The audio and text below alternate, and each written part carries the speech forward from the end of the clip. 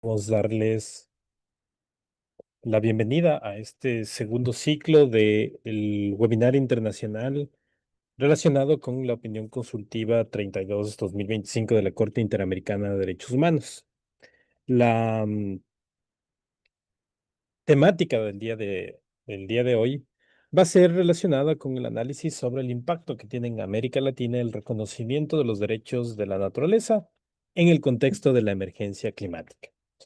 A nombre de CELID Plural, la Alianza Global por los Derechos de la Naturaleza, el Observatorio de Protocolos Autónomos, CEPEDIS, el Programa Andino de Derechos Humanos y la Red de Investigación Jurídica Crítica, les damos la cordial bienvenida. Este segundo webinar está contemplado en el contexto de tres sesiones que se han venido que tres sesiones programadas. La primera de ellas se llevó a cabo la semana pasada, este es el segundo, y el próximo miércoles 13 de agosto vamos a tener la última sesión en este ciclo de webinar internacional relacionado con el tema de los derechos de la naturaleza. El día de hoy vamos a hablar sobre todo y contar con la participación de ponentes internacionales muy importantes y con los cuales les vamos a dar en este caso la bienvenida y vamos a explicar brevemente su hoja de vida. En un primer momento vamos a contar con la participación de César Rodríguez Garavito. Él es director fundador del programa MUD, Vida Más que Humana, en siglas en inglés, de la Facultad de Derecho de la Universidad de Nueva York. Él es docente y abogado especializado en el ámbito de los derechos humanos y es director de la Clínica de Investigación y Acción por los Derechos de la Tierra. César Rodríguez nos va, en este caso, a exponer acerca de derechos más que humanos, un giro ecocéntrico de la Corte Interamericana. En un segundo momento vamos a dar la palabra a María Fernanda Álvarez. Ella es abogada especializada igualmente en derechos humanos, con 15 años de experiencia en litigio nacional e internacional. Actualmente es directora ejecutiva de CELID Plural y es docente y abogada especializada en los ámbitos de derechos humanos y litigio internacional. Ha tenido cargos importantes dentro de la Procuraduría General del Estado, y el Ministerio de Justicia y la Defensoría del Pueblo de Ecuador. Ella nos va a hablar acerca de las opiniones consultivas de la Corte Interamericana y el control de convencionalidad. En un tercer momento le vamos a dar la palabra a Gonzalo Ramírez Cleves. Él es editor en jefe de la revista de Derecho del Estado de la Universidad Externado de Colombia. Es docente y abogado especializado igualmente en el ámbito del derecho constitucional. Es autor de varias obras de investigaciones que se centra en el ámbito del derecho constitucional, los límites de la reforma constituyente. Gonzalo Ramírez nos va a hablar sobre acerca del punto de vista constitucional relacionado con las opiniones consultivas para la defensa de la naturaleza y los derechos humanos en los países latinoamericanos. Y finalmente vamos a contar con la participación de Liana Amin. Ella es profesora de Derechos Humanos y coordinadora del programa de posgrado en Fronteras y Derechos Humanos de la Universidad Federal da Grande Dorados. Es doctora en Derecho Socioambiental y postdoctorada en Nuevos Derechos, Nuevos Sujetos. Es coordinadora del Observatorio de Protocolos Comunitarios y en este sentido ella nos va a hablar acerca de protocolos autónomos de los pueblos como salvaguarda de los derechos de la naturaleza. Les damos la cordial bienvenida igualmente a nuestros expositores y expositoras y de esta manera vamos a dar inicio a las intervenciones. En un primer momento, como les había anticipado, vamos a dar la palabra a César Rodríguez Gavito, quien nos va a hablar acerca de derechos más que humanos, el giro ecocéntrico de la Corte Interamericana, cómo aporta la valoración intrínseca de la naturaleza desarrollada en la opinión consultiva al activismo contra el cambio climático en América Latina las estrategias que se canalizan o facilitan a través de este instrumento. No hay, antes de dar la palabra en este caso y dar la bienvenida a César Rodríguez, recordarles que nos pueden seguir en este caso por los canales electrónicos, las redes sociales de todas las organizaciones que están en este caso organizando este evento y sobre la cual nos parece importante poder compartir con todos y cada uno de ustedes. Así que sin más, vamos a dar la palabra a César Rodríguez Garavito. Bienvenido y por favor, para que podamos continuar con su exposición. Gracias, Felipe, y gracias a las organizadoras, los organizadores de Cedir Plural y de las demás organizaciones convocantes. Para mí es un gusto siempre trabajar con Celir Plural, con GAN, todas las colegas, amigos en Ecuador, porque Ecuador obviamente ha tenido un lugar pionero en estos desarrollos jurisprudenciales internacionales y de alguna manera lo que la Corte Interamericana ha reconocido en su opinión consultiva es una tendencia que jurídicamente Ecuador ha liderado y en esa medida me parece apropiado estar en este panel organizado desde Ecuador.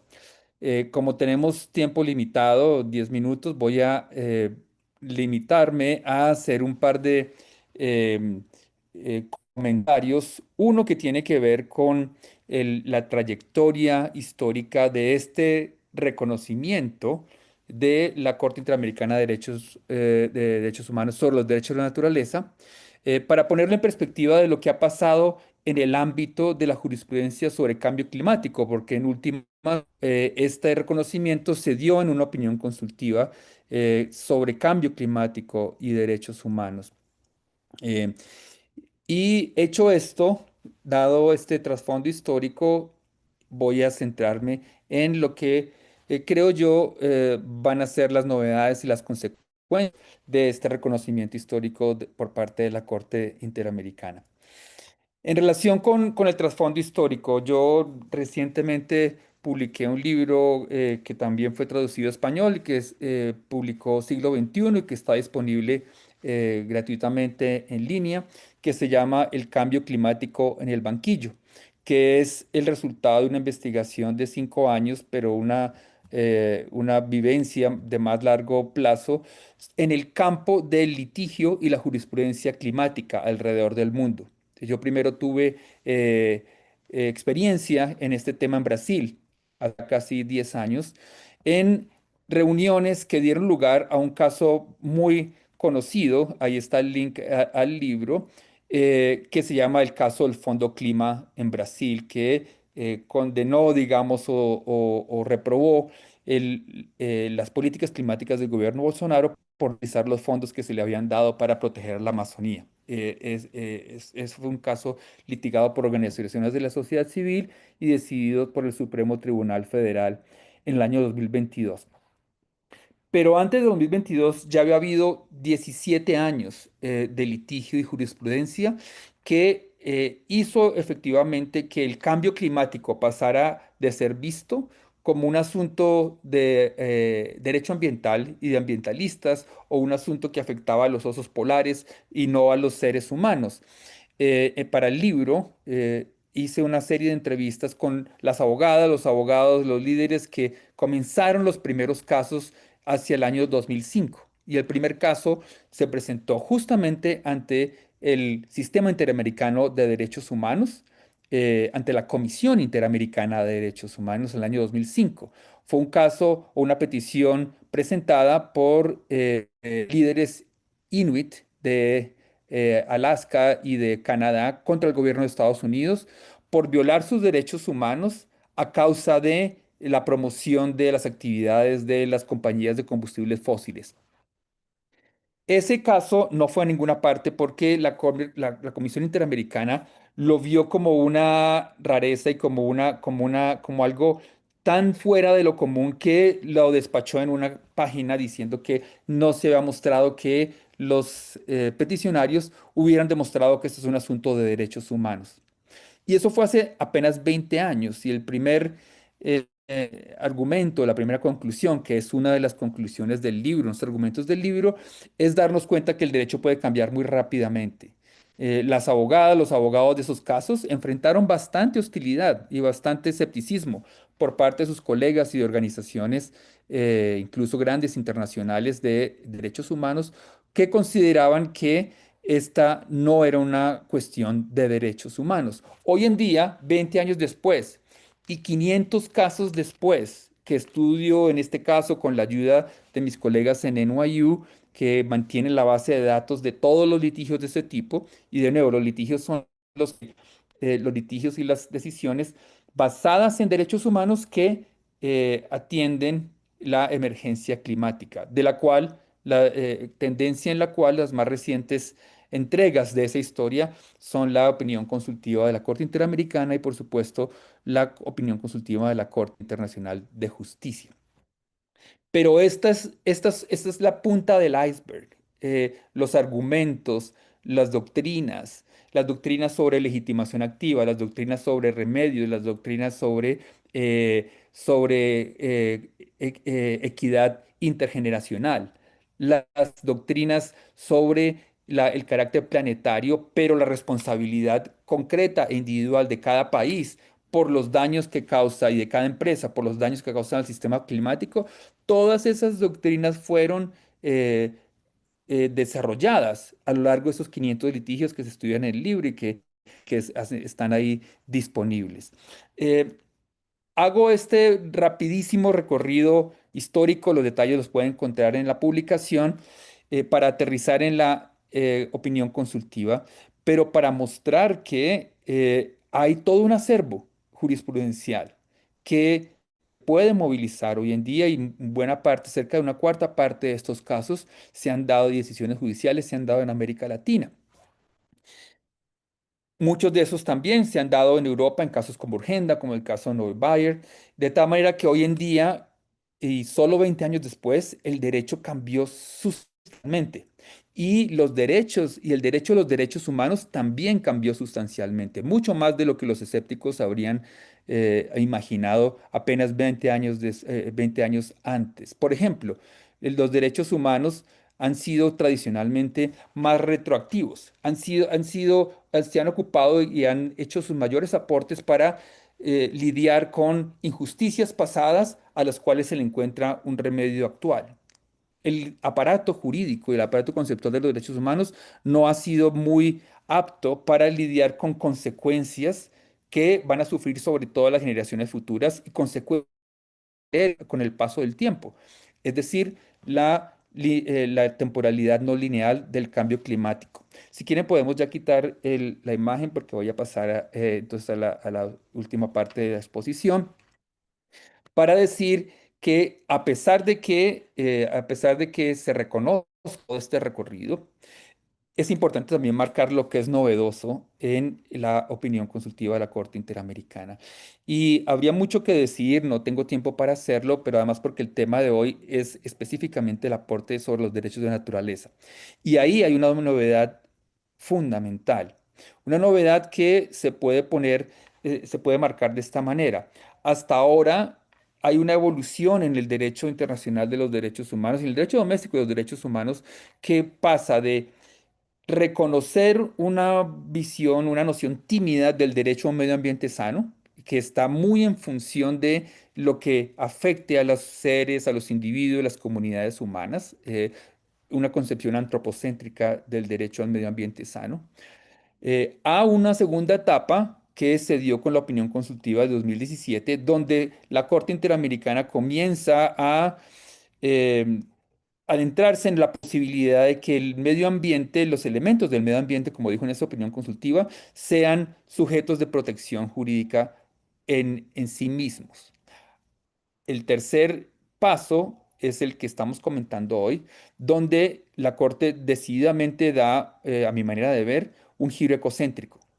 Ecocéntrico aquí significa que, como lo dice repetidamente, los seres humanos y los derechos humanos se ven como parte de, como insertos en la biosfera, en los límites que puede soportar la vida sobre la Tierra, el planeta Tierra, antes de que causemos como seres humanos la sexta extinción y una emergencia climática aún más grave de la que vivimos y unos niveles de contaminación aún más serios de los que vivimos. La Corte utiliza, y podemos hablar de eso de pronto si hay tiempo en las preguntas, pero quiero cerrar señalando algunas nociones que utiliza que son muy importantes para notar y marcar este cambio y este giro ecocéntrico. Uno, habla varias veces de los límites planetarios. Hay toda una literatura en ciencias de la Tierra, en geología, en climatología, que habla justamente de los límites que puede soportar el planeta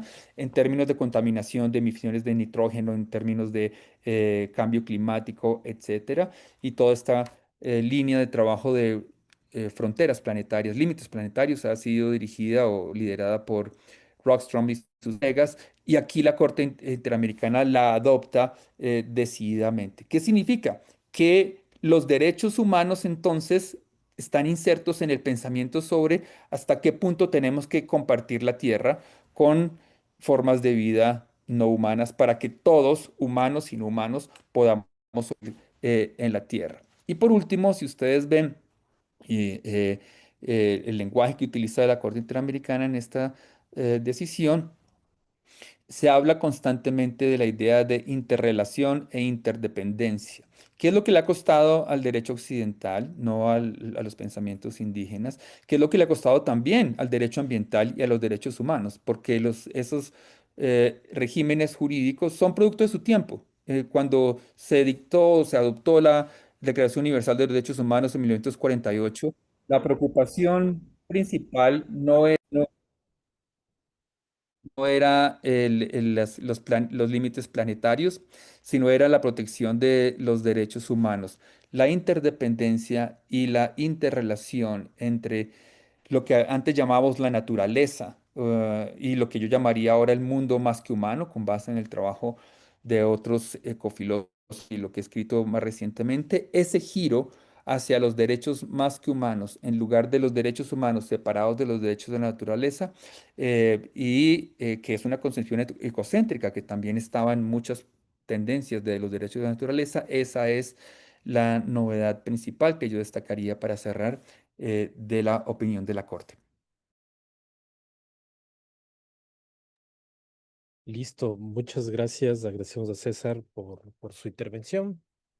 Vamos en este momento a dar la palabra ahora a María Fernanda Álvarez, que nos hablará acerca de las opiniones consultivas de la Corte Interamericana y el control de convencionalidad. Así que le damos la palabra. Muchas gracias, Felipe. Buenas noches con todos y todas. Voy a intentar compartir mi pantalla y si es que los organizadores me ayudan, si es que pueden ver mi presentación. Perfecto, Sí se ve. sí se ve. Perfecto, muy bien. Bueno, ahora sí, formalmente, buenas noches con todas y todas. Es un verdadero gusto estar esta noche aquí y compartir con los ponentes, con los que voy a compartir, con los y las ponentes. Y gran antecedente, gran introducción al tema que nos convoca el día de hoy, el de César, que es precisamente ver cómo el derecho evoluciona y cómo hemos llegado hasta este punto, que ha sido precisamente un recorrido en el litigio y que ha llevado a que estemos del día de hoy comentando la opinión consultiva de la Corte Interamericana. Yo les voy a dar una breve visión, mi visión general de los temas que me parecen importantes en esa opinión consultiva, y en eso les voy a hablar de lo que para mí es una de las virtudes de esta opinión consultiva como abogada amante de la interdisciplinaridad, de ver cómo el derecho tiene que servirse o tomar la mano de otras disciplinas precisamente en este objetivo que es la garantía de los derechos humanos. Y luego voy a hablarles de por qué a mí me parece que esta opinión consultiva nos invita a pensar el control de convencionalidad más allá de lo que tradicionalmente lo hemos pensado, que es enfocado en los jueces. Y por qué creo que en el contenido de la opinión consultiva vamos a encontrar cómo todas las obligaciones establecidas ahí nos invitan a pensar que el Estado en su conjunto está llamado a responder frente a este momento que es la crisis climática. ¿Qué se le pregunta a la Corte Interamericana? Se le pregunta cuáles son las obligaciones en el contexto de la emergencia climática. Y la Corte dice, esta emergencia responde a una triple crisis planetaria: el cambio climático, la contaminación y la pérdida de biodiversidad. Y esta es para mí una de las primeras virtudes de esta opinión consultiva, porque es un vasto ejercicio de investigación, de presentación de datos, de cifras. No es una opinión de la Corte Interamericana que estamos frente a una crisis planetaria. Es una constatación, después de muchos estudios y un poco también lo que nos contaba César en todo lo que ha sido este recorrido histórico en el litigio. Y entonces la Corte Interamericana analiza la vinculación entre los derechos humanos, los derechos de la naturaleza y la emergencia climática. Y por supuesto, uno de los elementos fundamentales de esta opinión consultiva, que es la que suscita también todos los debates académicos, es la Corte Interamericana reconoce que la naturaleza es sujeto de derechos. Pasa de ese análisis que en su momento hizo en la opinión consultiva en la OC23, analizando el derecho al ambiente sano, en el que reconoce, por supuesto, que es un derecho autónomo, pero en esta opinión consultiva es categórica y dice la naturaleza es sujeto de derechos y se tiene que proteger a la naturaleza, se tiene que garantizar los ciclos, la integridad de la naturaleza, de los ecosistemas, de su conjunto. El ser humano es parte de la naturaleza y todo esto me permite garantizar los derechos humanos en su conjunto. Y entonces, para que la Corte Interamericana responda a la pregunta que se le hace, por supuesto, parte del abanico general de las obligaciones de los estados en materia de derechos humanos. Habla de las obligaciones de respeto, de garantía y de la obligación de progresividad y no regresividad. Y cuando vamos revisando el contenido de la opinión consultiva, nos vamos a encontrar con ese abanico de acciones y omisiones también, por supuesto, que el Estado tiene que hacer para cumplir con sus obligaciones internacionales en materia de derechos humanos en el contexto de la emergencia climática, que es lo que estamos analizando en este caso. Y entonces, les decía yo, cuando analizamos esa opinión consultiva, a mí me gusta pensar que es un llamado a plantear el control de convencionalidad más allá de ese campo específico en el que siempre lo hemos tenido, que es, por supuesto, la actuación de los jueces. Las decisiones judiciales, sin lugar a duda, importantísimas, y vamos a ver al final una referencia específica que hace la Corte Interamericana a las decisiones judiciales y al control de convencionalidad, pero también están las normas que también tienen que adecuarse a las obligaciones y a los contenidos de la Convención Americana, y también están las actuaciones administrativas. Y hay un poco relacionando con lo que decía César, y es como la protección de los derechos humanos viene después, ¿no? Frente a lo que ha pasado, para proteger lo que ha pasado. Y la opinión consultiva en el contexto de la emergencia climática nos invita a pensar en las acciones que tienen que adoptar los estados en su conjunto frente a los riesgos que plantea la emergencia climática para cumplir con sus obligaciones en materia de derechos humanos. Esa es tal vez otro de las virtudes de esta opinión consultiva que conversamos del día de hoy.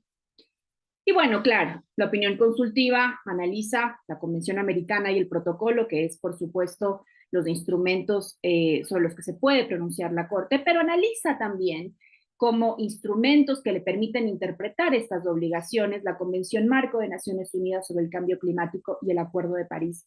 Y lo cito porque son precisamente estas convenciones las que traen obligaciones, las que traen acciones específicas, que van determinando cómo el Estado en su conjunto se ve obligado a adoptar acciones y también abstenerse de ciertas acciones para cumplir con sus obligaciones internacionales. Y esta también otra de las virtudes de la opinión consultiva, cómo integra, por supuesto, en el paraguas, en su base fundamental, que es la Convención Americana y el Protocolo de San Salvador, pero cómo analiza todas las demás fuentes que vienen del derecho internacional ambiental, del derecho internacional público, todo el corpus juris interamericano, y es a partir de eso que toma o que concluye o que dice la Corte expresamente la naturaleza es sujeto de derechos. Bueno, yo aquí ya creo que un poco me va a faltar el tiempo, solamente así como paneo general, la Corte Interamericana presenta derechos sustantivos y derechos procedimentales y les decía yo, la Corte en esta opinión consultiva se refiere, por supuesto, a su jurisprudencia previa, a su opinión consultiva previa en la que analiza el derecho al ambiente sano, pero en esta opinión consultiva la Corte es categórica y habla de los derechos de la naturaleza y entre la referencia a otros ordenamientos jurídicos y a la jurisprudencia se refiere, por supuesto, a la Constitución del Ecuador del 2008, que sin lugar a dudas ha sido pionera en este reconocimiento. ¿Y cuál es la trascendencia de que ahora la opinión consultiva reconozca también los derechos de la naturaleza? Que por prohibición, precisamente por el principio de prohibición de regresividad del Estado ecuatoriano, los estados en general, no pueden garantizar, no pueden ir de retro en la garantía de los derechos que ya han realizado. Ahí están el reconocimiento de los derechos de la naturaleza en la Constitución del Ecuador y esa es una conquista y esa es una consagración que no se puede desconocer, que no se puede incumplir y que si es que se modifica, el Estado ecuatoriano estaría incumpliendo con obligaciones internacionales, con las que constan en la Convención Americana de Derechos Humanos. De eso no podemos retroceder. Bueno, otro de los temas que me parecen interesantes en el análisis de la opinión consultiva, que es bastante integral de todas las dimensiones que abarcan la respuesta en el contexto de emergencia climática, es precisamente el pronunciamiento respecto a qué tienen que hacer los estados respecto a actores privados. Y las empresas, sin lugar a dudas, son un actor protagónico cuando hablamos de emergencia climática. ¿Qué te dice la opinión consultiva? ¿Cuáles son las obligaciones? Un poco recuerda, un poco va sobre todo lo que ya ha dicho la Corte Interamericana, regular, supervisar, controlar, sancionar. ¿Y eso qué implica? Implica una estructura estatal que tiene que responder a esas obligaciones. Implica normativa, implica institucionalidad, implica mecanismos para realizar ese control, para realizar esa regulación, implica la existencia de capacidades. Todo esto nos da muestra de que para cumplir con las obligaciones internacionales en materia en el contexto de la emergencia climática es el Estado en su conjunto el que está sometido precisamente a ese control de convencionalidad.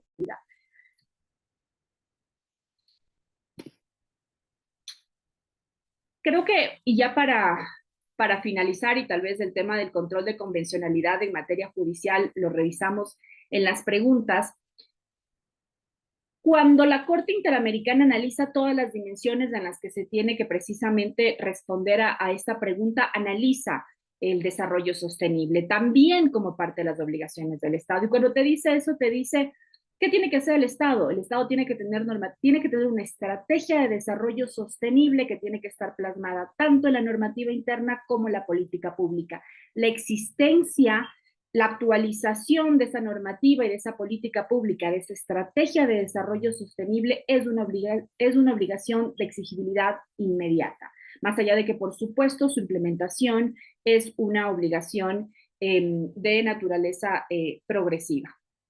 Y esto un poco para decir que la opinión consultiva nos invita a pensar que cuando queremos, y con esto ya termino, el cumplimiento de las obligaciones internacionales de los estados en materia de derechos humanos en el contexto de la emergencia climática nos invita a pensar en todas las acciones desde distintos ámbitos, pero sobre todo pensar que quien está obligado al cumplimiento de esas obligaciones es el Estado en su conjunto, en todos los niveles de gobierno, no solamente el gobierno central, en todas las funciones del Estado, no solamente la función judicial. Y con esto, para acotarme al tiempo, termino y continuamos si es que tenemos espacio en el tema de las preguntas. Muchas gracias. Muchas gracias, María Fernanda. Aquí recalcar todo el tema de la importancia del conjunto de acciones que se deben adoptar, de ahí tomando en cuenta lo que Jacques Cousteau decía, que la humanidad se está juzgando su destino, lo que está en juego es la vida misma, lo cual requiere justamente acciones por parte de los estados y a partir de este análisis pudimos ver algunos elementos importantes. Vamos a dar ahora la palabra a Gonzalo Ramírez, por favor, para que nos pueda comentar acerca de su temática. Muchas gracias. Bueno, buenas noches a todas y todos.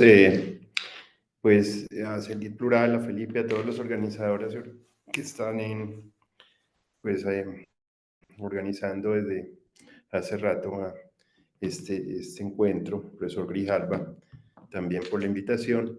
Básicamente la idea que voy a proponer es, bueno, ¿qué ha pasado con el constitucionalismo, digamos, de los países que son miembros de la Convención Interamericana para tratar de buscar pues, si esto es obligatorio, digamos, esta opinión consultiva o no? Ya lo han dicho mis colegas, pues las opiniones consultivas en muchos países hacen parte de lo que se llama el bloque de constitucionalidad. Algunos piensan que es obligatorio por la idea del control de convencionalidad, pero pues tratándose de una opinión consultiva, pues es para muchos un ya soft law, ¿no? Derecho blando, ¿no? Sobre la base de que no son decisiones, sin embargo, para otros es obligatorio lo que se dice allí. Hay una divergencia, ¿no? En lo que podría ser la obligatoriedad o no. Yo pienso que hay que mirar con mucho detalle y en este famoso diálogo entre jurisdicciones, ¿no? Y en esto también lo que se ha llamado pues el control de convencionalidad y el ius constitucional comune para algunos también que Bogdan y toda su escuela que está tratando de buscar que la Corte Interamericana pues se vuelva como una posibilidad también de que los países reciban su jurisprudencia en opiniones consultivas de una manera también, podríamos decir, de cierta manera vinculante. Es muy importante, ya lo han dicho los colegas, pues básicamente lo que ha dicho la opinión consultiva respecto a los derechos de la naturaleza. Está consagrado básicamente en el parágrafo 284, 285, 286 de la Providencia y también o de la opinión, perdón, consultiva y en el también numeral 315, que dice básicamente, se dice en numerales, en el 285 pues se habla de que el tribunal toma nota de la adopción por parte de la Asamblea General de las Naciones Unidas de 15 resoluciones y 3 informes en los que se evidencia el creciente reconocimiento de la jurisprudencia de la tierra, empieza con este elemento, y de los derechos de la naturaleza a nivel mundial. Y de manera complementaria, en el Pacto para el Futuro adoptado para los Estados miembros de las Naciones Unidas en el 2024, se declara la urgente necesidad de un cambio fundamental en su enfoque con el fin de alcanzar un mundo en el que la humanidad viva en armonía con la naturaleza. Entonces, esos son los referentes que utiliza en este caso la Corte Interamericana para introducir la idea de derechos de la naturaleza, unas resoluciones de Naciones Unidas, unos informes y este pacto, digamos, para el futuro adoptado por Naciones Unidas como un referente, digamos, universal. Para luego pasar que también es una tendencia normativa jurisprudencial en la región y a nivel global, ¿no? De esta manera también hace un diálogo entre lo que podría ser como ustedes lo han dicho, ¿no? Las constituciones de Ecuador, la constitución de Bolivia, pero también pues las decisiones que se han tomado en la región, también en Ecuador, en Colombia con la sentencia T622 de 2016 que declara al Río Atrato sujetos de derecho, aunque no nombra dentro de la sentencia a Colombia, pues porque no constitucionalmente no reconoce los derechos, sí lo nombra en la jurisprudencia que hace referencia. Es destacar, y para muchos también intérpretes, que además, digamos, de estas decisiones jurisprudenciales y normatividad constitucional, digamos, de países que podríamos decir latinoamericanos, también hace referencia al caso del río Macpí en Quebec, Canadá, que reconoció sujeto de derechos por la Municipalidad Regional del Condado de Micmaní y la comunidad ICNU de Equachit, no sé si está bien dicho, así como algunos estados también de los Estados Unidos que han reconocido los derechos de la naturaleza. Uno se puede suponer que básicamente lo que se quiere de la Corte Interamericana es decir, mire, esto no es solamente algo que se produzca en los países, podríamos decir que reconocen pues los derechos de la naturaleza por una visión egocéntrica derivada también de lo que pueden ser sus comunidades indígenas, sino que en otros contextos, pues, podríamos decir, no, latinoamericanos o iberoamericanos, también se puede llegar a dar esa misma idea, ¿no? No cita pues otros casos a nivel global como el río Wanganui o el río, o lo que no fue pues en Nueva Zelanda, pero sí hace referencia a esto. Ahora, recuerden que la noción, y ya con esto voy terminando, básica aquí, que se empieza a dar dentro de esta opinión consultiva, no es el derecho solamente al medio ambiente sano, sino a un clima sano. Esto es algo, una novedad, ¿no? Es decir, tener un clima sano, ¿no? Porque pues la emergencia climática, entonces esto es una novedad, podemos decir que es un derecho emergente que empieza allí a utilizar la Corte Interamericana con esta idea de clima sano, pero allí también en el 315 de la opinión consultiva habla pues de los derechos de la naturaleza, así cito: así comprendido, el derecho a un clima sano proyecta su eficacia no solo sobre las generaciones actuales y futuras de seres humanos, sino también sobre la naturaleza, en tanto sustento físico y biológico de la vida. Muy importante, lo han dicho mis colegas, es una visión, digamos, un cambio epistémico de pasar de una visión antropocéntrica a una visión ecocéntrica, ¿no? Sobre la base de que la naturaleza no va a ser solamente, digamos, una idea de provecho para el ser humano, sino que el ser humano tiene que convivir en ella y tiene que protegerla, y no solamente aprovecharse de ella, en el sentido de que también pertenece digamos, como a lo que puede ser esta idea ecocéntrica, sistemática de la naturaleza. La protección del sistema climático global exige resguardar la integridad de los ecosistemas y de los componentes vivos y no vivos que lo conforman y sostienen. Entonces, dejo por ahí, aunque, digamos, al final también dice en este mismo apartado que el equilibrio ecológico refuerza la necesidad de una aproximación jurídica integradora, capaz de articular la protección de los derechos humanos, ojo con esto, y los derechos de la naturaleza. Es entonces armonizar ambas cosas en un marco normativo coherente con la interpretación armónica de los principios pro persona, pero también con el principio pro natura. Entonces dejo ahí para después las preguntas. Muchas gracias.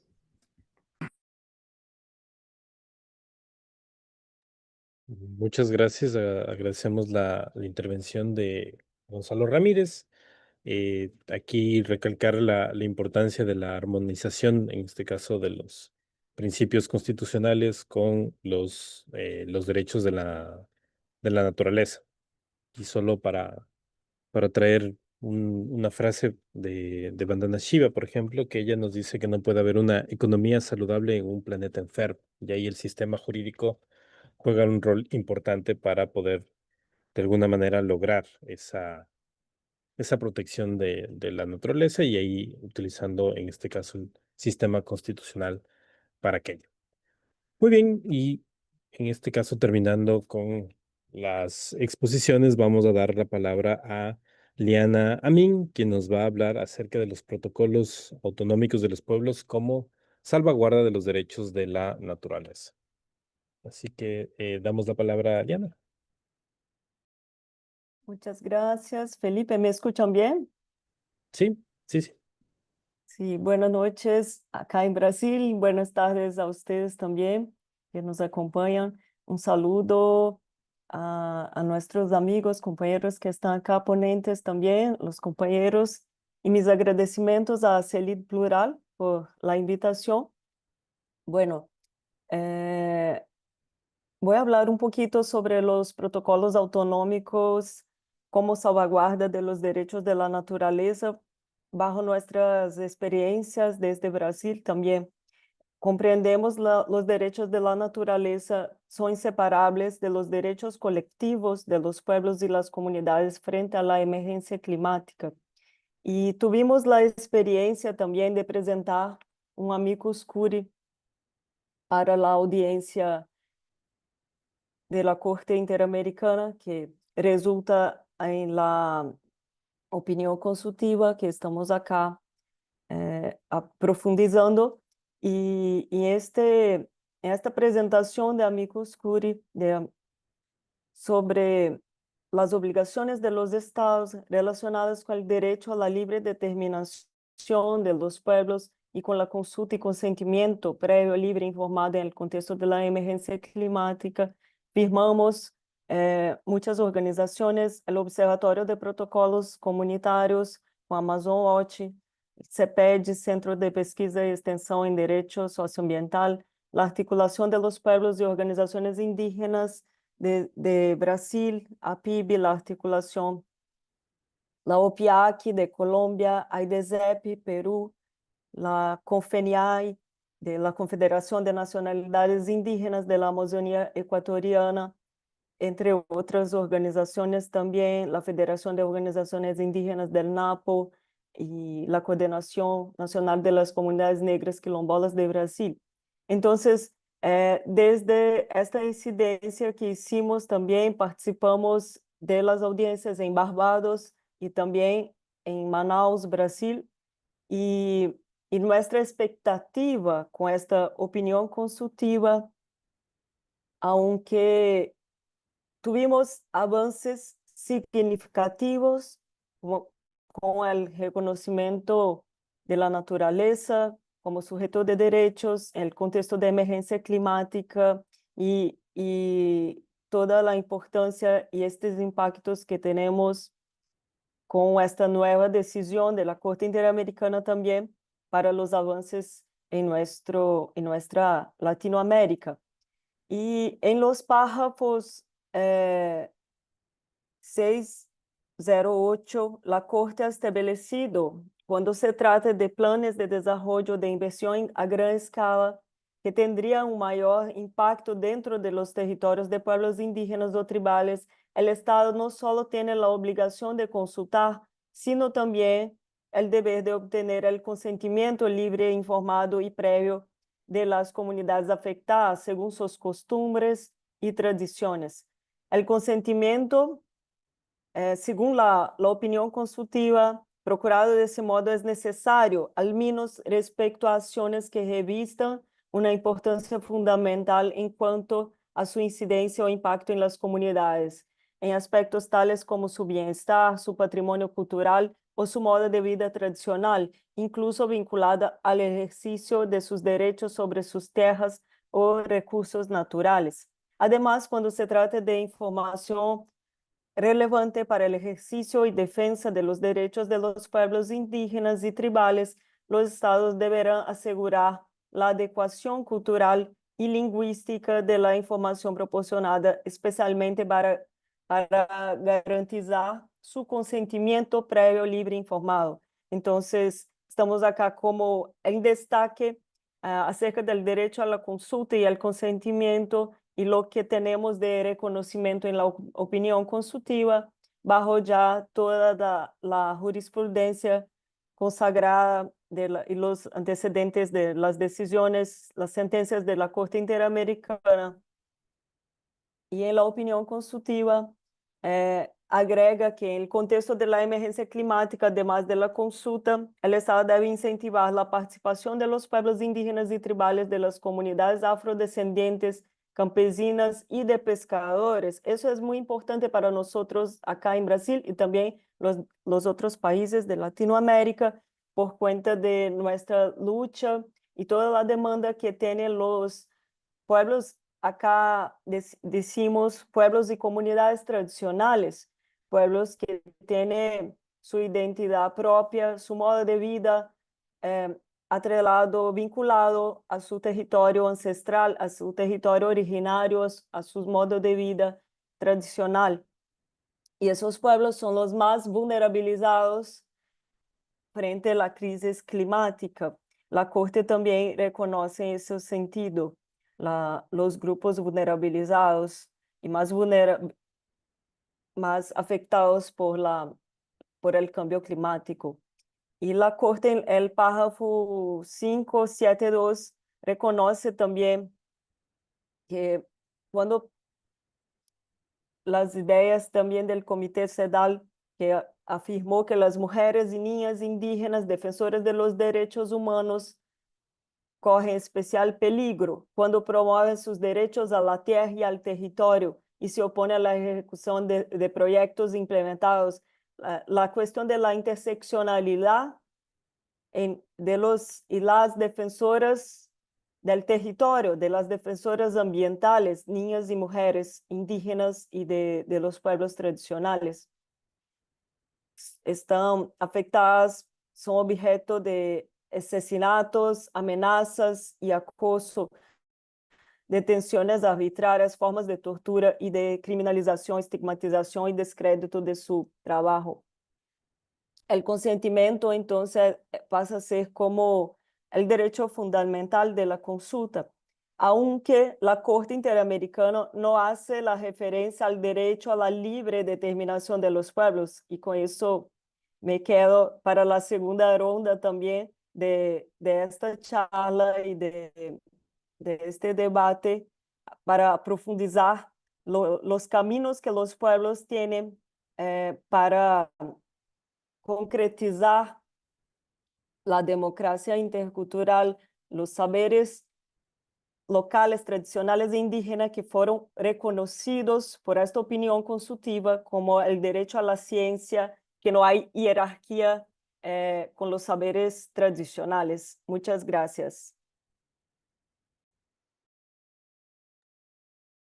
Y agradecemos a Liana por su intervención.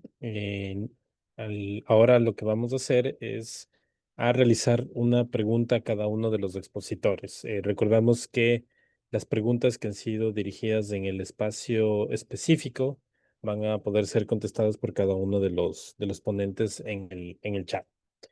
Muy bien, vamos en este caso a tenemos una pregunta preparada para César Rodríguez Garavito, que se relaciona con cómo aporta la valoración intrínseca de la naturaleza, desarrollada en la opinión consultiva, al activismo contra el cambio climático en América Latina. ¿Qué estrategias canaliza o facilita? No sé si ahí César nos está escuchando. Sí, Perfecto. Entonces, creo que la la pregunta, valoración intrínseca de la naturaleza aporta por lo menos tres elementos, algunos nuevos y otros ya que se han intentado en jurisprudencia en litigios en la región. El primero tiene que ver con una función integradora de los derechos de naturaleza cuando se aplica al activismo contra el cambio climático. ¿Qué quiero decir con esto? Que hasta el momento ha habido una tendencia a tratar el trabajo y el activismo jurídico y de base sobre el cambio climático como si fuera distinto del trabajo por o contra la pérdida de biodiversidad y a la vez esto que fuera distinto del trabajo contra la contaminación. Es decir, que estas tres emergencias ambientales fueran compartimentos aislados. La desventaja del éxito del litigio climático como un campo de trabajo y un campo de reflexión es que ha tendido a convertirse en una especie como de especialidad y una preocupación que se ve como si estuviera desconectada por la defensa de la vida sobre la tierra en términos de la biodiversidad y del combate contra la contaminación del aire, del agua, etcétera. La ventaja, una de las ventajas de la valoración intrínseca de la naturaleza es que pone de presente que todas estas emergencias son profundamente interrelacionadas. Entonces, litigar o decidir un caso o desarrollar una política pública o expedir una legislación que proteja a una especie o a un ecosistema, a un río, a un bosque, a un tipo de especie animal o de planta o de hongo como sujeto de derechos, de que en ese sujeto de protección se sinteticen las luchas sobre el cambio climático, sobre la biodiversidad y sobre la contaminación. Voy a dar un ejemplo que es conocido para todos ustedes obviamente en Ecuador e internacionalmente, que es el de la sentencia en el caso de Los Cedros, un lugar que he tenido la oportunidad de visitar varias veces y que continúo estudiando y siguiendo en términos jurídicos y en términos de su protección ecológica. El valor integrador de una sentencia como Los Cedros consiste en que habla a la vez de la protección de la vida endémica en ese bosque, la función que tiene para proveer agua limpia a las comunidades circundantes, pero también el valor que tiene obviamente un bosque como Los Cedros para la lucha contra el cambio climático, porque por definición es un mecanismo de absorción muy eficaz de carbono y otros efectos y otros gases de efecto invernadero. De tal manera que esas tres vertientes que se verían separadas tienen la ventaja de ser integradas a través de la defensa de los derechos de la naturaleza. Y lo que yo espero para terminar es que lo que anticiparía es que en futuras decisiones judiciales y en futuros litigios, los jueces, las juezas, las cortes, los litigantes van a eh, ser mucho más atentos a integrar estas diferencias, estas diferentes consideraciones en sus doctrinas, en sus estrategias, y creo que eso puede redundar en beneficio de la consistencia del derecho ambiental y su integración con los derechos humanos, y también en una atención mayor y una acción más decidida contra todas las crisis ecológicas y no sobre una en particular.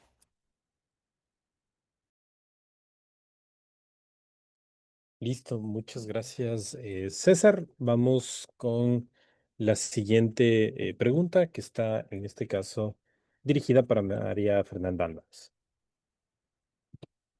¿Es la opinión consultiva de cumplimiento obligatorio? ¿De qué forma las organizaciones sociales, jueces y autoridades públicas pueden utilizarla para impulsar los derechos de la naturaleza y el derecho a un clima sano?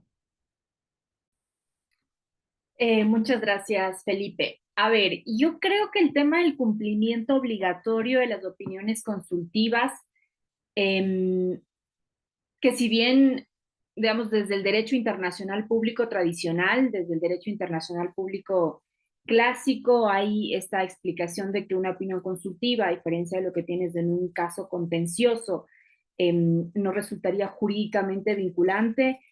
Desde la jurisprudencia y el trabajo que ha hecho la Corte Interamericana, un poco se ha explicado que lo que pasa es que una opinión consultiva es la interpretación oficial del órgano que puede determinar la responsabilidad internacional y que le dice a los estados de qué forma tienen que cumplir con sus obligaciones consagradas en la Convención, que es un documento jurídicamente vinculante, es un tratado internacional ratificado por los estados. Y en esa opinión consultiva, lo que hace la Corte Interamericana, en este caso puntual, es decirle a los estados de qué manera los estados van a cumplir con sus obligaciones. Y la consecuencia es que si los estados no adecúan sus actuaciones a las directrices que le ha dado la Corte Interamericana en esta opinión consultiva, el momento en el que llegue un caso contencioso a su conocimiento, entonces se va a declarar la responsabilidad internacional del Estado. ¿Qué es lo que pasa? En la opinión consultiva no declaras responsabilidades, por supuesto, porque no estás conociendo un caso concreto, esa es la naturaleza misma de la opinión consultiva. No estás resolviendo hechos específicos en un caso específico respecto a un estado en concreto. Pero la Corte Interamericana le está diciendo de qué manera tiene que cumplir con sus obligaciones. Y ahí en esta opinión consultiva, específicamente en el párrafo 560 de la opinión consultiva, la Corte es súper clara hablando del control de convencionalidad específicamente y dice, al resolver los litigios y cuestiones jurídicas que puedan presentarse en el marco de la emergencia climática, las autoridades competentes deben efectuar el debido control de convencionalidad con los estándares desarrollados por la Corte en su jurisprudencia en general, pero expresamente la Corte te dice en particular en esta opinión consultiva. Es decir, la Corte está siendo expresa y le está diciendo a las autoridades, a los funcionarios de los estados. Lo que yo digo en esta opinión consultiva, cuando usted tenga que resolver temas que se vinculen con la emergencia climática, usted va a tener que considerar qué es lo que yo le dije en esta opinión consultiva. Y eso, un poco relacionándola también con la siguiente pregunta, que es de qué forma utilizas tú esta opinión consultiva como una herramienta, pues precisamente, ¿no? Yo les decía, esta es una opinión consultiva bastante amplia, bastante extensa, aborda muchísimas dimensiones, justo porque el fenómeno, el contexto que está analizando es un contexto complejo. La Corte lo dice desde el inicio, esta es una crisis planetaria, ¿no? No solamente afecta a un estado, nos afecta al planeta en su conjunto, afecta a la humanidad en su conjunto. Y ahí vamos a ir encontrando diferentes instrucciones que la Corte le está dando a los estados y a los funcionarios públicos de cómo tienen que actuar. Y la herramienta está ahí. Ahora nos corresponde apropiarnos de esa, diseccionarla, ver exactamente cuáles son los estándares que está estableciendo, y se va a poder aplicar, yo creo, y era un poco lo que les estaba diciendo, se tiene que aplicar no solamente en los litigios, que por supuesto es fundamental, y ahí los estándares que establece la Corte en esta opinión consultiva, por ejemplo, respecto al principio pro actione, a la legitimidad activa amplia, a la colectiva, al tema de prueba, al plazo razonable cuando se tengan que resolver estas situaciones, son sin lugar a dudas de gran importancia para los litigios en defensa del ambiente sano, de los derechos de la naturaleza y de los derechos humanos, ¿no? En esta integralidad, un poco lo que nos hablaba César. Pero adicionalmente tienes muchos otros espacios en los que también te da herramienta para hacer incidencia, por ejemplo, para exigirles a los funcionarios públicos, insisto, de todos los niveles del Estado y de todas las funciones del Estado que adecúen su actuación a los parámetros que están aquí establecidos. Una de las cosas que te dice la opinión consultiva, y ahí se remite mucho a las obligaciones que te establece la Convención Marco de las Naciones Unidas sobre el Cambio Climático y el Acuerdo de París, tiene que ver con la generación de información, con la divulgación de información. Nos hablaban también respecto al tema de el derecho a la generación de conocimiento científico y al conocimiento y al respeto también y a la integración de los conocimientos ancestrales. Entonces tienes un abanico, les decía yo, de acciones que tienen que adoptar los estados. A mí me parece que precisamente porque estás integrando las obligaciones internacionales que fueron asumidas también en el marco del cambio climático, no solamente respecto, digamos, dentro de tu jurisdicción, sino entre estados también, tienes una cantidad de espacios en los que puedes emplear esta opinión consultiva como una herramienta para hacer defensa de los derechos. Y ya, si quieres, para finalizar, y un poco en la tónica de lo que yo les decía respecto a que a mí me parece que la opinión consultiva es una oportunidad y una herramienta para pensar la garantía de derechos desde todos los ámbitos, no solamente respecto a la exigibilidad judicial, que sin lugar a dudas es necesaria, pero que ya está, digamos, un poco ante la constatación del daño y precisamente en consideración de la importancia de evitar los daños ambientales, es pensar cómo el Estado en su conjunto, es pensar, por ejemplo, que el Estado tiene que hacer su planificación, tiene que generar su política pública, tiene que pensarse todo su Estado en su política pública de ahora y de largo plazo, porque estamos ante una crisis de dimensiones planetarias. Entonces, no se trata simplemente de sacar una ley, no se trata simplemente de emitir una sentencia, se trata de que como Estado, con todas las herramientas de planificación que tienes y en todas las dimensiones que tienes respecto a actores particulares, respecto a tus tratados bilaterales de inversión, a todo, pensar en los derechos de naturaleza, el derecho a un ambiente sano y todo esto integrado en el marco general de la garantía de los derechos humanos. Listo, muchas gracias, María Fernanda. Recordarles que nos pueden nuevamente seguir en las redes sociales de CELID Plural y la Alianza Global por los Derechos de la Naturaleza, que han sido compartidas por el chat en esta sesión.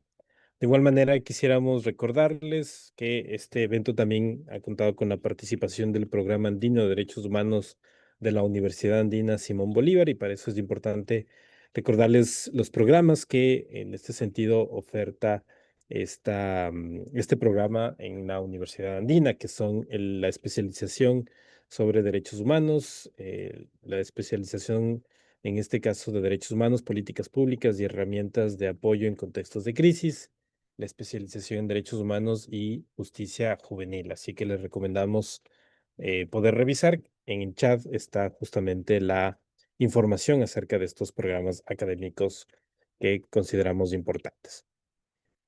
Luego vamos a dar, en este caso, la tercera pregunta, que es en este caso dirigida a Gonzalo Ramírez. La pregunta es desde el punto de vista constitucional: ¿qué implica esta opinión consultiva para la defensa de la naturaleza y los derechos humanos en los países latinoamericanos? Sí, gracias. No, es una pregunta muy importante. Ya habíamos adelantado algo en la primera ronda. Cada país tiene dentro de su propia constitución una serie de normas relacionadas uno con lo que podría ser los compromisos o tratados internacionales, o lo que acá en la región se ha llamado el bloque de constitucionalidad, ¿no? Colombia en el artículo 93, bueno, y también Argentina, bueno, y otros contextos, pues como ecuatoriano, Perú. mm, pues han dado paso, ¿no?, a lo que podría ser esta idea de que finalmente los tratados sobre derechos humanos y sus decisiones, ¿no?, también ahí, incluso las opiniones consultivas, pues son vinculantes. Habíamos dicho que unos pueden decir que sí por el control de convencionalidad, otros que depende, ¿no?, este principio también de garantizar pues un poco la soberanía de los países, por llamarlo de alguna manera, sobre la base de que siempre y cuando se adecúen las normas de derecho interno. Pero cada vez se hace más importante los tratados internacionales, los convenios y en este caso las resoluciones, como las opiniones dentro del ámbito pues, de los países a nivel constitucional. Hay unos países pues, que tienen un mayor desarrollo en sus constituciones, caso de Ecuador, caso de Bolivia.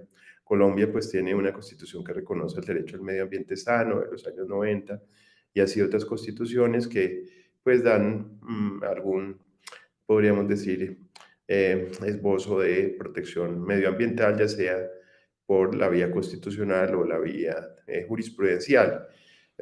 No por esto no quiere decir que si no tiene una norma a nivel constitucional que proteja el medio ambiente o declare los derechos, digamos, a la naturaleza, no quiere decir que no lo vincule y que dentro de su propio ordenamiento interno se empiece a dar ese cambio de paradigma, ¿no? En mi opinión, así usted no tenga una norma constitucional en su país que reconozca los derechos de la naturaleza.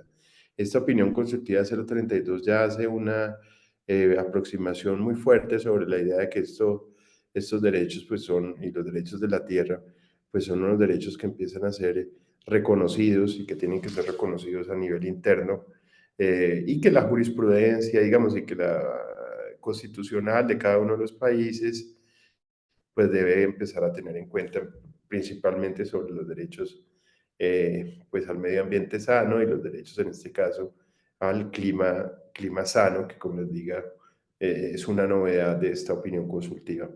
Yo creo que en Latinoamérica y bueno, en general los países miembros de la Convención Interamericana que están vinculados pues a esta opinión consultiva tienen que pues encontrar que esto es un nuevo paradigma para que dentro de sus decisiones constitucionales, sus cortes, sus tribunales se adecúen a lo que empieza a ser esta nueva, podríamos decir, giro ecocéntrico, ¿no? Y no porque no tengan una norma constitucional específica que establezca los derechos de la naturaleza, no pueden decir que ya no hay una serie de presupuestos a nivel internacional que empiezan a establecer esta transformación.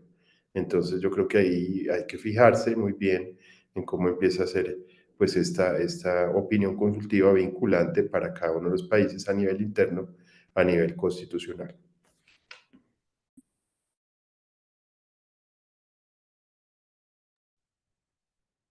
Listo, muchas gracias a Gonzalo Ramírez. Vamos con la última pregunta dirigida a Liana Amin, que dice, ¿cuáles son los aportes de la opinión consultiva al fortalecimiento de la participación ciudadana en la defensa de la naturaleza y los derechos humanos? ¿Cómo pueden los defensores de la naturaleza aprovechar y dar vida socialmente a estos aportes?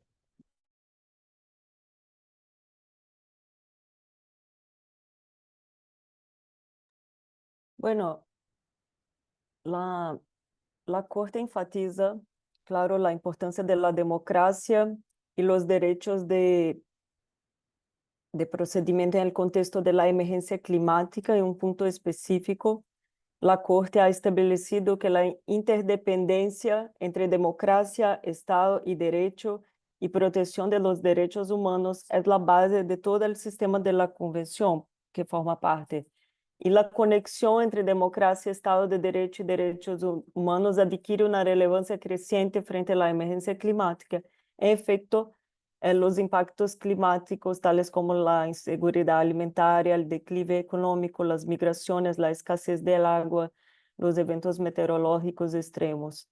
Y en consonancia con el principio de democracia ambiental, la Corte enfatiza el acuerdo regional sobre el acceso a la información, participación pública y el acceso a la justicia en asuntos ambientales, el acuerdo de Escazú, y el derecho a acceder a la información en el contexto de la emergencia climática. Con eso, la Corte recomienda a los estados que están llamados a favorecer la acción climática para el empoderamiento mediante la educación ambiental, el fortalecimiento de capacidad de todas las personas, el apoyo al trabajo de la sociedad civil para la buena gobernanza ambiental estatal y facilitar el diálogo mediante canales abiertos de participación, asegurar la auditoría ambiental. Por último, en relación con el derecho al clima sano, propiciar mecanismos para integrar los intereses de la naturaleza y las generaciones futuras en su acción climática. La Corte enfatiza en el marco de los estudios de impacto ambiental la importancia del derecho a la consulta y al consentimiento previo, libre e informado. Y me gustaría destacar que es un punto que la Corte hace referencia al informe al derecho a la libre determinación. Entonces, aunque la Corte, en la opinión consultiva, no ha destacado, no ha enfatizado el derecho a la libre determinación, pero toma como bases el informe El derecho a la libre determinación de los pueblos de la CIDH, de los pueblos indígenas y tribales, de 2021, de 28 de diciembre de 2021. Y este informe para nosotros del Observatorio de Protocolos Comunitarios es muy importante porque la Comisión Interamericana hace el reconocimiento de la importancia de los protocolos autónomos como herramientas, como el ejercicio de la libre determinación y que es las experiencias de los protocolos son buenas prácticas que deben ser observadas y garantizadas por el Estado, en el sentido del reconocimiento de las prácticas de la jurisdicción ancestral, de las jurisdicciones indígenas, quilombolas y de pueblos tradicionales. Entonces, la diversidad de pueblos refleja la diversidad de sistemas jurídicos y organizaciones sociales que conforman lo que aprendemos con el profe Carlos Marés, que estuviera acá también en la última sesión, que conforman la diversidad. Los pueblos y comunidades tradicionales, a través de la transmisión de conocimientos por generaciones, recrean y reproducen normas que regulan la vida en sociedad. En Brasil, las experiencias de protocolos autónomos nos muestran como un camino posible que los pueblos han resignificado la demanda y la forma en que el Estado debe implementar, concretizar el derecho a la consulta prevista en el convenio 169 de la OIT y en las declaraciones de los derechos de los pueblos indígenas de OEA y de las Naciones Unidas. El Observatorio de Protocolos Comunitarios ha registrado la recopilación de estos casos 150 documentos jurídicos políticos elaborados por los propios pueblos y también de Brasil y también de otros países de Latinoamérica. Los protocolos emergen la lucha por la integridad física y cultural para el fortalecimiento del derecho fundamental a la consulta previa, libre, informada y de buena fe. Y así como tienen en común la lucha por la diversidad de ser, estar y existir como pueblo, la lucha por hacer respetar la libertad de vivir la identidad étnica.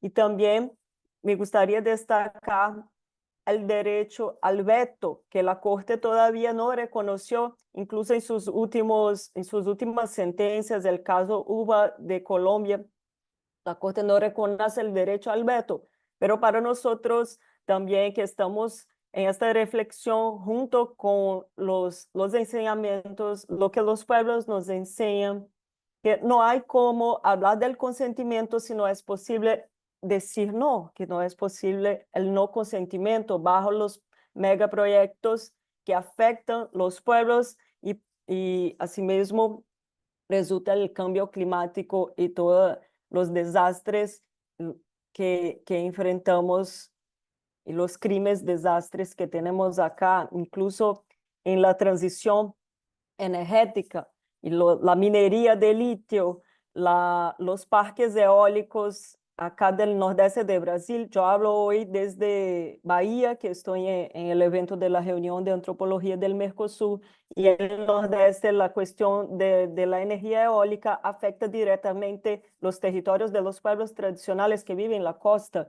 Entonces, todos esos, como el protocolo Yanomami, el protocolo Kirenaki, el protocolo del pueblo Juruna Yujá de la Volta Grande de Xingu, ya afectado por la hidroeléctrica de Belo San y de Belo Monte y ahora la minería de Belo San, los protocolos autónomos de los pueblos indígenas, quilombolas y comunidades tradicionales buscan romper el modelo jurídico occidental monista al resgatar y reivindicar el derecho a la libertad de ser y existir como pueblo, al reclamar la libre determinación en los procesos de consulta y toma de decisiones colectivas sobre todo aquello que afecte sus vidas y sus territorios de vida.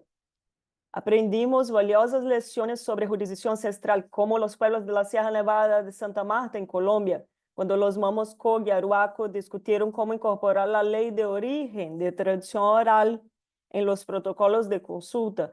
En este protocolo, explicar el significado de la línea negra que establece los límites epistémicos, geográficos, cosmológicos de su territorio ancestral, más allá de los resguardos indígenas titulados por el Estado. Desde la experiencia colombiana también vale la pena destacar que en 2010 se firmó el Pacífico colombiano el mandato de consulta previa del Foro Interétnico Solidaridad Chocó, el FISH, con sus formas autónomas, las autoridades étnicas para establecer sus propios planes de etno-desarrollo y planes de vida. Y después también la Corte Constitucional colombiana, con la sentencia del Río Atrato, reconoce el sentido también de la restauración, como las comunidades negras hablaban del Río Atrato como el sujeto víctima del conflicto armado y de la contaminación de la minería ilegal. En Brasil hay en marcha un movimiento para reconocer la naturaleza como sujeto de derecho. Incluso la diputada indígena Célia Chacriabá presenta una propuesta de enmienda a la Constitución para conferir dignidad a los seres no humanos. Y aunque los retos son muchos por la composición del Congreso Nacional que tenemos acá, sobre todo después del gobierno Bolsonaro, pero en definitiva, los derechos de la naturaleza son inseparables de los derechos colectivos de los pueblos y comunidades frente a la emergencia climática, y estas estrategias y praxis desde los protocolos autónomos como salvaguarda de los derechos de la naturaleza y de los guardianes de los territorios nos muestra el alcance del derecho al consentimiento y los retos para la efectividad del derecho a la participación, de la democracia y la efectividad del derecho a la consulta y al consentimiento a la luz de la libre determinación de los pueblos. Muchas gracias. Muchas gracias, Liana. Debido a que estamos muy bien con el tiempo, debido a que los expositores han sido muy respetuosos del mismo, vamos a dar, en este caso, la oportunidad para responder en vivo algunas de las preguntas que fueron manifestadas en el chat. En ese sentido, quisiéramos, como van a ser ya las últimas, la última sección, pedirles un máximo de alrededor de unos 2 minutos para que pueda responder cada uno de los expositores. Vamos a seguir el mismo orden y con eso vamos a concluir. Tenemos para César Rodríguez, la pregunta dice, cuando se habla del giro al biocentrismo, sería poner la vida como centro, desplazando al ser humano como centro, sin embargo, se sigue haciendo referencia a un derecho humano como si la naturaleza estuviera subordinado a lo que el humano considere derecho. Siendo que es un ser vivo, debería reconocerse el orden natural como base de la jerarquía normativa humana para así adecuarse a las leyes naturales por sobre las leyes humanas muchas veces contrarias a este ciclo natural. ¿Cuál sería la diferencia en la práctica si es un sujeto más en el orden humano? Brevemente, yo creo que es justamente el giro biocéntrico, ecocéntrico de la decisión de la Corte y la de otras cortes y otras incluso legislaturas alrededor del mundo consiste en afirmar la interrelación e interdependencia radical entre los derechos humanos y los derechos más que humanos, como me gusta llamarlos a mí, o como, y también los llamo y los ha llamado muchos teóricos y muchos movimientos de los derechos de la naturaleza. Lo que es importante notar aquí es que una visión ecológica, holística, del planeta implica que los seres humanos reconocemos por fin, como lo han reconocido los pueblos indígenas y también otras tradiciones, incluso occidentales, que la especie humana está inserta en la red de la vida, para ponerlo en los términos de Humboldt, en la red de la vida que alimenta la vida humana y de la que depende la vida humana y a la que la vida humana también contribuye. De tal manera que los derechos humanos, desde ese punto de vista, y esto es lo que afirmo en el libro que fue mencionado antes sobre derechos más que humanos, que los derechos humanos son una especie de un género más amplio que son los derechos del mundo más que humano, de los derechos terrícolas, de todos los que habitamos esta tierra. Y de manera, creo yo, a pesar de que no se solucionan obviamente los conflictos entre derechos, sí se logra una visión holística, integrada de los derechos humanos y los derechos de la naturaleza. Los conflictos, notar, en hechos no son nada nuevo. Los quienes trabajamos en derecho constitucional o derechos humanos estamos acostumbrados a hacer esos ejercicios de ponderación, de tal manera que introducir los derechos de sujetos no humanos, plantas, bosques, animales, ríos, hongos, etcétera, lo que hace es introducir otras variables en ese ejercicio de ponderación. Pero no es que los conflictos comiencen a surgir porque se reconocen los derechos de la naturaleza. Perfecto, muchas gracias. Vamos ahora, en este caso, exponer la pregunta a María Fernanda Álvarez relacionado con cómo se explica la autorización a la explotación minera en Quinzacocha bajo los derechos de la naturaleza y la consulta popular. Bueno, precisamente ese, digamos, es uno de los contextos en los que la opinión consultiva, pero no solo la opinión consultiva, sino la misma jurisprudencia de la Corte Constitucional deberían servir de herramientas para frenar, porque el análisis que se tiene que hacer, creo que es muy interesante todo el debate, y hablo específicamente del Ecuador, que se presenta en esta alegada dicotomía o rivalidad entre lo que significa el desarrollo y lo que significa la defensa de los derechos de la naturaleza. Y en ese sentido, la opinión consultiva es interesante cuando te dice el desarrollo sostenible es una obligación de los estados. El derecho al desarrollo, y te habla precisamente de los instrumentos del derecho al desarrollo. Entonces, cuando uno piensa en estos proyectos que no cumplen con los estándares interamericanos precisamente a la luz de lo que está establecido en esta opinión consultiva, pero en el corpus interamericano en general, las obligaciones de tener estudios de impacto ambiental, las obligaciones de garantizar que las actividades, y esto es importante, porque la opinión consultiva que estamos analizando no es idílica, no te dice que no se va a producir ningún tipo de contaminación, no te dice que las actividades humanas en general no van a tener impacto en el derecho al ambiente sano. Lo que te dice es que los estados tienen una obligación de garantizar que esas actividades humanas impacten lo menos posible en ese ambiente sano. Y para eso tienes una serie de garantías, y en el caso ecuatoriano tienes un catálogo de garantías que tienes que cumplir. Y precisamente en eso está respetar todas las obligaciones que tienes que cumplir antes de autorizar un proyecto, pero además todo lo que tienes en el Ecuador respecto a lo que significa la participación ciudadana en aquellos casos en los que dices no queremos actividad minera en esta zona precisamente por el impacto ambiental que va a tener sobre el agua, sobre el ambiente sano y sobre los derechos humanos. Y ahí también en esto de sí, tú siempre vas a tener que hacer ponderación de derechos, pero más allá de ponderación de derechos, en este caso, yo creo que es un tema de discurso público en general, es un debate que intenta poner en contraposición la defensa de los derechos de la naturaleza y del ambiente sano versus el derecho al desarrollo de las comunidades, los derechos económicos, sociales y culturales incluso de las comunidades, porque dices que con ese tipo de actividad extractiva vas a garantizar esos derechos y eso es una falacia. Y en Ecuador y seguramente en el resto de Latinoamérica podemos comprobar eso. Entonces, precisamente la autorización de ese tipo de proyectos, de la forma en la que se han autorizado ese tipo de proyectos, contraviene, no me voy tan lejos de la opinión consultiva, no me voy tan lejos de la jurisprudencia de la Corte Interamericana o a la Convención, sino a las mismas disposiciones de la Constitución del Ecuador, a la misma normativa ambiental que tienes para garantizar que la actividad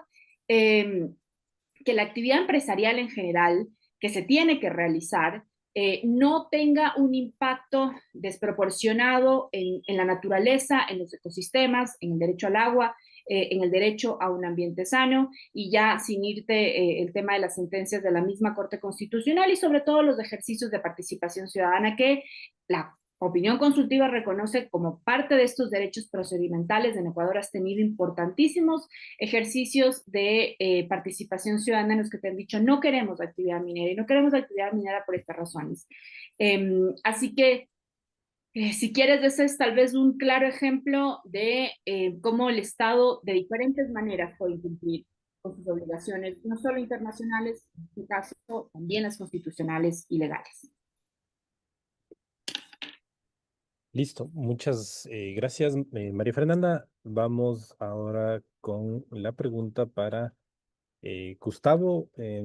Eric Erazo pregunta: ¿en el Ecuador se reconocen los derechos de naturaleza como objeto de protección de garantías jurisdiccionales? Y la opinión consultiva en los párrafos 279 al 285 también reconoce a la naturaleza como sujetos de derechos. ¿Es posible que una causa para proteger y reparar los derechos de naturaleza llegue a conocimiento de la CIDH tras actos gravemente dañosos por parte del Estado? Sí, claro, ya lo han dicho mis colegas. Bueno, corrijo, soy Gonzalo, no Gustavo, pero ya lo han dicho mis colegas y es que las opiniones consultivas pues son un presupuesto para luego hacer que en casos contenciosos pues el sistema mismo, ¿no? Tanto la comisión como la corte pues empiecen en un caso particular, a, pues a llevar a cabo, digamos, o desarrollar las ideas que se dieron allí, ¿no? Tanto el derecho que hemos dicho, pues a un clima sano, como los derechos de la naturaleza, creo que son dos de los elementos de tantos que nos trae aquí esta opinión consultiva. Entonces, pues habrá que ver cuál es el caso, ¿no? Tenemos en nuestra región pues diferentes circunstancias que pueden dar lugar a un caso contencioso en diferentes países, en Ecuador o Colombia o en cualquier país latinoamericano, Bolivia, bueno, México, el que sea, puede llegar a producirse un caso Brasil, pues de que alguien diga, oiga, nosotros estamos pensando que aquí esto con relación a lo que puede producirse pues con el cambio climático, la emergencia climática y la idea y la idea también de pues, proteger, ¿no?, el medio ambiente sano, el clima sano. Aquí hay un caso que vamos a llevar a la comisión y corte. La, la opinión consultiva cita, además de la sentencia T622 de 2016 de la Corte Constitucional, la sentencia TES 123 de 2024, un caso particular que habló de desplazamiento climático. Entonces, si ustedes que en ese diálogo entre jurisdicciones, pues también se puede llevar puede ocurrir que en determinado país, en determinado lugar, determinadas personas, pues lleven un caso ante el sistema interamericano y que finalmente la Corte decida pues utilizar esta opinión consultiva con este nuevo giro ecocéntrico y con la idea del derecho, digamos, al clima sano, condenar a un Estado, ¿no?, y hacer unas reparaciones que yo creería que más allá de lo pecuniario podrían ser unas reparaciones también ecológicas, que aquí también se han venido trabajando, ¿no?, sobre ciertos principios como el de prevención, precaución y otro tipo, ¿no?, de mecanismos, ¿no?, porque una condena pecuniaria pues podría, digamos, generar algún efecto, pero se necesita restablecer, ¿no?, los daños ambientales que pueden haberse producido y a través de los derechos, digamos, de la naturaleza se puede entender de manera diferente y también proveer por soluciones alternativas a lo que se ha dado por parte de la Corte Interamericana con relación a los derechos.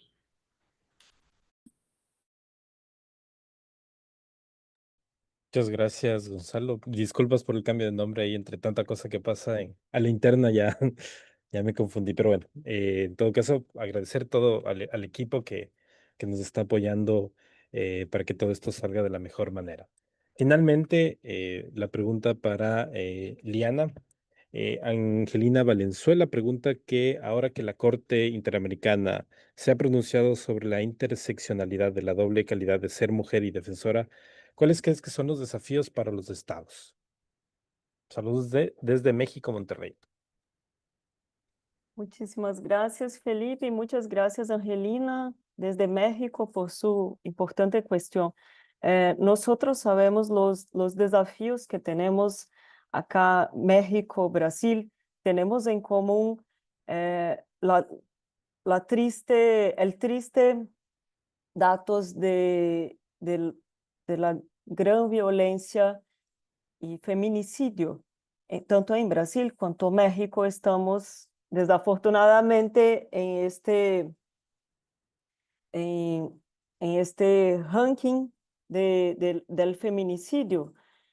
Y no por acaso, acá en Brasil también los datos del Consejo Indígena Misionario, de los informes que tenemos la sociedad civil, las organizaciones de defensa ambiental, nos muestran los datos que los defensores de derechos humanos que son asesinados son los defensores de los territorios, son los indígenas, los quilombolas, las comunidades negras, campesinas, que están en esta frente de la lucha contra el capital, contra los intereses. Acá también hay veo acá la pregunta de Dania Quirola, ¿cómo se explica la autorización a la explotación minera bajo los derechos de la naturaleza y consulta popular? Entonces, acá en Brasil se pasa lo mismo, y estas cuestiones están relacionadas como las mujeres que son asesinadas,